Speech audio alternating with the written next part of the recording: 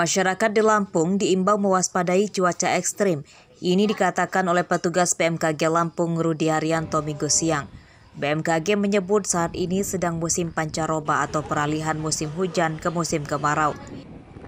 Pada masa pancaroba ini, cuaca ekstrim melanda saat cuaca panas tembus hingga 34 derajat Celcius. Namun di tengah cuaca panas itu, bisa saja tiba-tiba terjadi hujan lebat yang dapat mengakibatkan banjir dan tanah longsor. Berdasarkan analisa BMKG, puncak musim kemarau akan terjadi pada bulan Juli dan Agustus. Masa pancaroba khususnya di wilayah Lampung bagian utara dan Lampung bagian barat itu untuk hati-hati dan waspada terhadap dampak yang mungkin bisa ditimbulkan.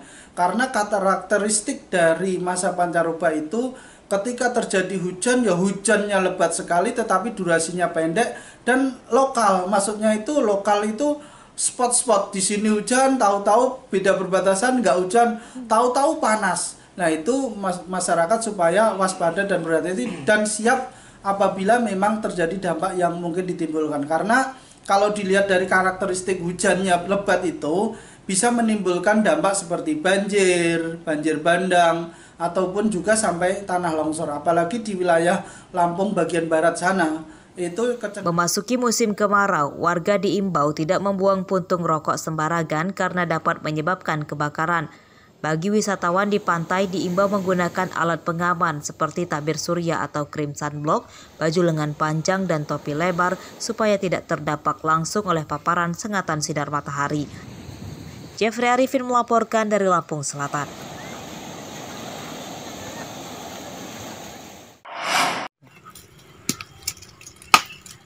Musim pancaroba saat ini berdampak buruk bagi petani buah-buahan.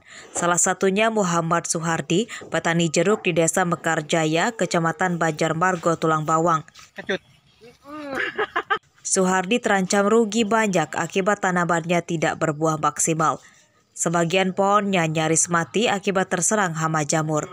Buah jeruk yang masih muda rontok sebelum waktu panen. Suhardi memperkirakan tanaman jeruk di lahan 2 hektar miliknya ini terdampak cuaca ekstrim. Saat cuaca panas sangat menyengat, sementara saat hujan sangat lebat. Cuaca seperti itu dinilainya tidak bagus untuk tanaman buah jeruk. Ya, terutama waktu kemarin hujan ekstrim itu ini. Setiap hari hujan gede itu. Biasanya ya enggak seperti ini, tapi ya tahun ini banyak sekali yang mati. Ya, gagal total enggak, tapi ya turun kan mungkin bisa jadi 40-50% mas ini mas. Kondisi Suhardi kian sulit karena harga pupuk dan obat-obatan melambung tinggi. Ia pun pasrah tanamannya rusak. Suhardi berharap pemerintah melalui Dinas Pertanian segera turun ke kebunnya membantu mengatasi hama jamur itu. Mustaqim melaporkan dari Tulang Bawang.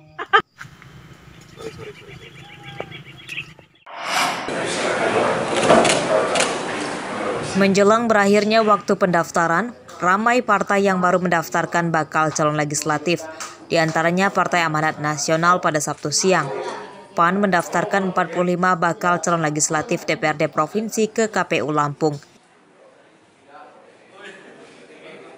Bacalek PAN paling banyak perempuan mencapai 27 orang, sementara bacalek laki-lakinya 18 orang.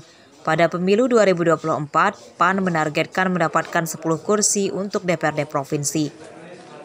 Ya, jadi arahnya dia bekerja untuk bagaimana merekrut pemilih. Dia upaya dengan moto tadi, bantu rakyat tadi itu, jadi mendekatkan diri pada rakyat, membuat simpati masyarakat, bukan membuat antipati. Jadi masyarakat bagaimana caranya supaya dia dapat menyalurkan aspirasinya melalui Partai Amanat Nasional dan dia sebagai calon legislatif. Berdasarkan data KPU Lampung hingga Minggu siang, baru 11 parpol yang telah mendaftarkan bacalek, yakni Gerindra, PKS, PDIP, Nasdem, PAN, Demokrat, Golkar, Partai Umat, P3, PKB, Partai Bulan Bintang. 6 parpol lagi belum mendaftarkan bacaleknya. Ya segera mungkin lah. Iya, karena kan waktu kita tinggal sampai dengan tanggal 14. pukul 23.59. Kalau untuk DPD sendiri sekarang udah berapa banyak Pak? Untuk DPD ini per hari ini yang sudah melakukan pendaftaran itu sudah 15 bakal calon DPD. Pentas seni reog mengiringi pendaftaran bakal calon legislatif dari Partai Demokrat ke KPU Lampung Utara Sabtu siang. Bacalek diarak berjalan kaki sampai ke kantor KPU. Partai Demokrat Lampung Utara mendaftarkan 45 bacalek pada pemilu 2024. Maka hari ini Partai Demokrat mendaftarkan ke KPU dalam rangka peserta pemilu 2024. Gitu. Kita mendaftarkan caleg. Jumlah caleg kita alhamdulillah ada 45, semua berkas diterima, kuota perempuannya memenuhi.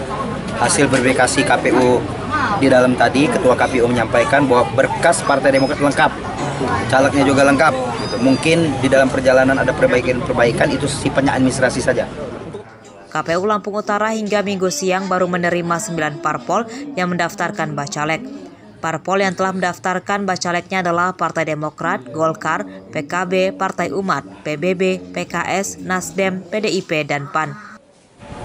Ada 5 partai politik yang hari ini telah melaksanakan pendaftaran kita. Berarti hingga hari ke-13 ini, Ketua, berapa jumlah partai yang sudah terdaftar atau terverifikasi?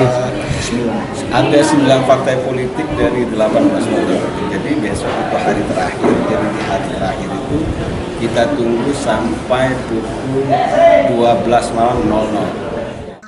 Puluhan bakal calon legislatif atau bacalek Partai Demokrat Indonesia Perjuangan atau PDIP berjalan kaki menuju kantor KPU Tulang Bawang. Mereka mengenakan pakaian adat dari berbagai daerah di tanah air supaya mendapat simpati warga.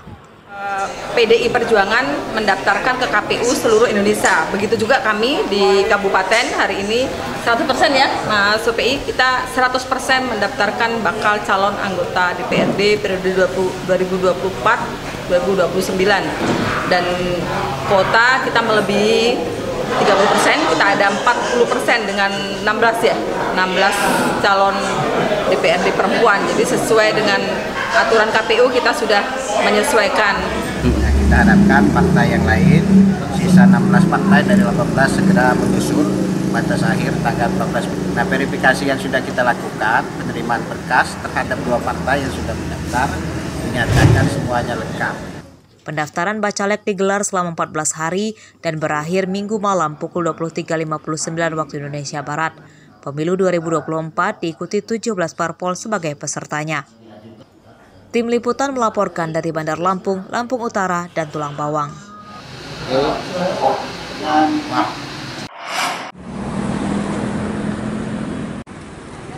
Rapat paripurna istimewa pergantian antar waktu atau PAW anggota DPRD dari fraksi Partai Gerindra, Sandi Juwita, berlangsung sepi. Rapat paripurna tidak banyak dihadiri oleh anggota dewan lain, termasuk Sandi Juwita. Puluhan kursi anggota DPRD kosong, namun kursi tamu undangan malah penuh terisi. DPRD Kabupaten Lampung Utara. Pada rapat paripurna ini, Sandi Juwita digantikan oleh Faruk Danial dengan sisa jabatan sebagai anggota DPRD sampai tahun 2024. PAW berdasarkan permintaan Partai Gerindra. Belum diketahui persis alasan PAW, namun disebut-sebut Sandi Juwita melanggar aturan Partai Gerindra sehingga ia harus diberhentikan sebagai anggota DPRD Lampung Utara.